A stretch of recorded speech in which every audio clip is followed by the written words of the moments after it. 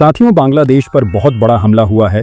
बांग्लादेश की 271 किलोमीटर सीमा पर पूरी तरह से कब्जा कर लिया गया है। यहां तक दावे किए जा रहे हैं कि बांग्लादेश के टेकनाफ शहर पर भी कब्जा कर लिया गया है। बांग्लादेश भारत को धमकी देने में व्यस्त था, लेकिन म्यांमार के एक विद्रोही संगठन ने बांग्लादेश की सीमा पर ही कब्जा कर लिया है। ये विद्रोही संगठन बांग्लादेश पर जबरदस्त हमले कर रहा है। हमले इतने भीषण हैं कि बांग्लादेश की सेना म्यांमार बॉर्डर से भाग गई है। म्यांमार के विद्रोही संगठन अरकान आर्मी ने बांग्लादेश में घुसकर हमले किए हैं।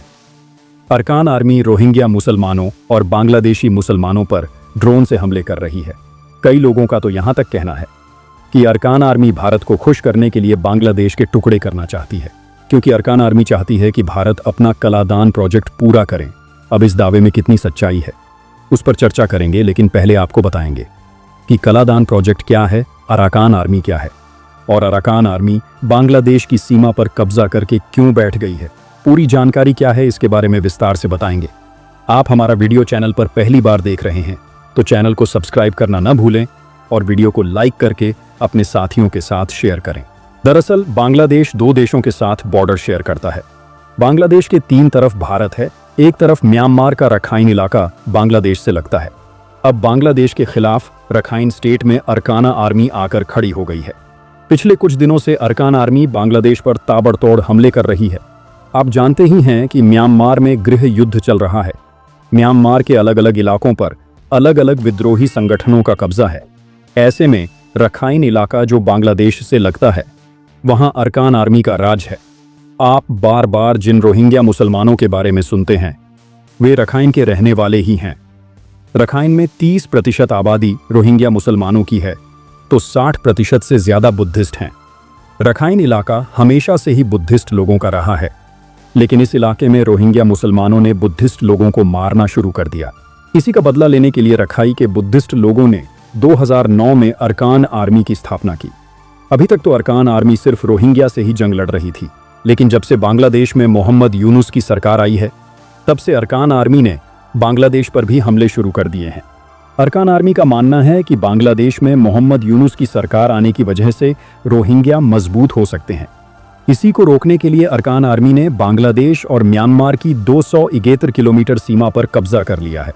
हाल ही में खबर आई है कि अरकान आर्मी चाहती है कि भारत अपना कलादान प्रोजेक्ट जल्दी पूरा करे।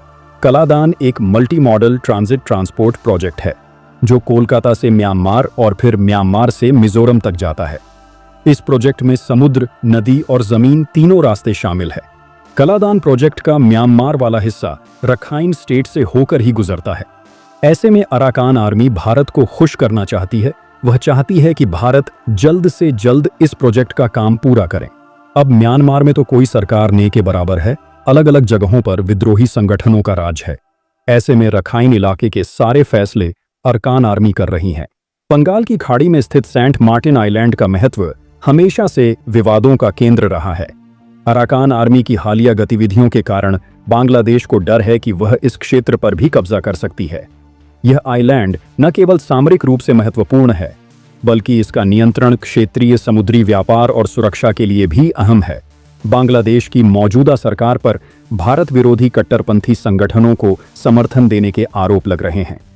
विशेषज्ञों का कहना है कि भारत के साथ बढ़ती दूरी का असर बांग्लादेश की आंतरिक और बाहरी सुरक्षा पर भी पड़ रहा है। भारत को पूर्वोत्तर राज्यों की सुरक्षा को लेकर बांग्लादेश की अस्थिरता से खतरा हो सकता है। 1971 के युद्ध के दौरान भारतीय सेना की ऐतिहासिक भूमिका को याद करते हुए सेना ने विजय दिवस पर एक कड़ा संदेश जारी किया है।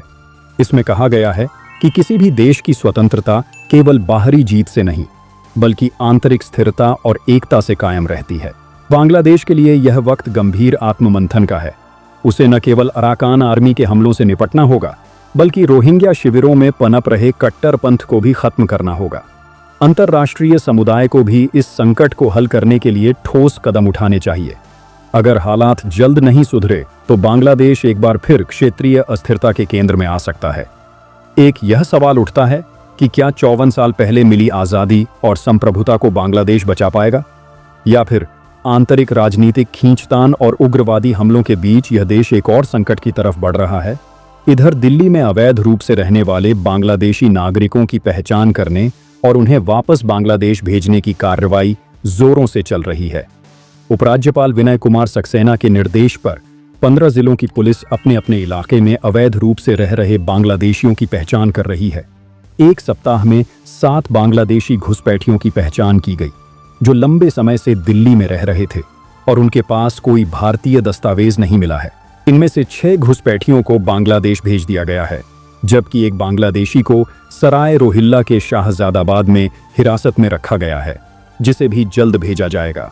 पुलिस अधिकारी का कहना है कि सीमापुरी, बवाना, भलसवा डेरी, जामिया नगर, शाहीन बाग, जैतपुर, ओखला, संगम विहार, गोविंदपुरी, नूरनगर, शास्त्री पार्क आदि इलाका बांग्लादेशी नागरिकों का हॉटस्पॉट माना जाता है। जिन बांग्लादेशियों ने अवैध तरीके से आधार, वोटर और पैन कार्ड बनवा लिए हैं, उनकी सूची तैयार की जा रही है और यह जानने की कोशिश की जा रही है कि वे कौन से वर्ष में दिल्ली आए थे और कब कैसे उनके भारतीय दस्तावेज बने। अधिकारी ने बताया कि उनकी तस्वीरें भी सूची में शामिल करने का निर्देश दिया गया है। जिन बांग्लादेशी नागरिकों ने फर्जी तरीके से आधार, पैन और वोटर कार्ड बनवा लिए हैं, उन्हें वापस बांग्लादेश भेजने के लिए उनके गृह क्षेत्र में जाकर जानकारी प्राप्त करनी होगा। इसके बाद ही उनके भारतीय दस्तावेज को रद्द किया जा सकेगा। यह एक लंबी प्रक्रिया होगी। अब तक हजारों बांग्लादेशी नागरिकों की सूची तैयार की गई है, जिनके पास भारतीय दस्तावेज पाए गए हैं। पुलिस अधिकारी का कहना है कि वर्ष 2003 तक झुग्गियों में अवैध रूप से रहने वाले बांग्लादेशी नागरिकों को पकड़कर एफआरआरओ को सूचित करने के बाद लाल किला एक्सप्रेस और अन्य ट्रेनों से बांग्लादेश भेजा जाता था। उस दौरान कई पुरुषों को तो बांग्लादेश भेज दिया गया, लेकिन महिलाओं और बच्चे को नहीं। ऐसे में कई बांग्लादेशी नागरिकों ने दिल्ली हाई कोर्ट में याचिका दायर कर इस मुद्दे पर न्याय की गुहार लगाई थी। इसके बाद हाई कोर्ट ने केवल पुरुषों को बांग्लादेश भेजने पर रोक लगा दी थी। इसके साथ ही भारत में एक बार फिर से ऐसा घोटाला सामने आया है, जिसने देश की सुरक्षा को लेकर गंभीर सवाल खड़े कर दिए हैं। उत्तर प्रदेश के रायबरेली जिले में हजारों फर्जी जन्म प्रमाण पत्र बनाने का मामला उजागर हुआ है। इस घोटाले में बांग्लादेश और पाकिस्तान जैसे दुश्मन देशों के नागरिकों को भारत में बसाने की साजिश रची गई। जांच में 52,000 से अधिक फर्जी प्रमाण पत्र बरामद हुए हैं। जांच में पता चला कि इस घोटाले के पीछे एक संगठित नेटवर्क काम कर रहा था, जो एक ही आईडी और पासवर्ड का इस्तेमाल करके फर्जी प्रमाण पत्र तैयार कर रहा था। यह नेटवर्क न केवल उत्तर प्रदेश बल्कि बिहार, मध्य प्रदेश, झारखंड, तमिलनाडु, केरल और पंजाब जैसे राज्यों तक फैला हुआ था। इतना ही नहीं, इन प्रमाण पत्रों में बांग्लादेश, पाकिस्तान और नेपाल जैसे देशों के नागरिकों के नाम भी शामिल पाए गए। यह मामला केवल एक घोटाले तक सीमित नहीं है। यह दर्शाता है कि भारत के ही कुछ लोग जो यहीं का खाते हैं, अपने ही देश के खिलाफ साजिश रच रहे हैं, चाहे यह उनके मजहबी जुड़ाव के कारण हो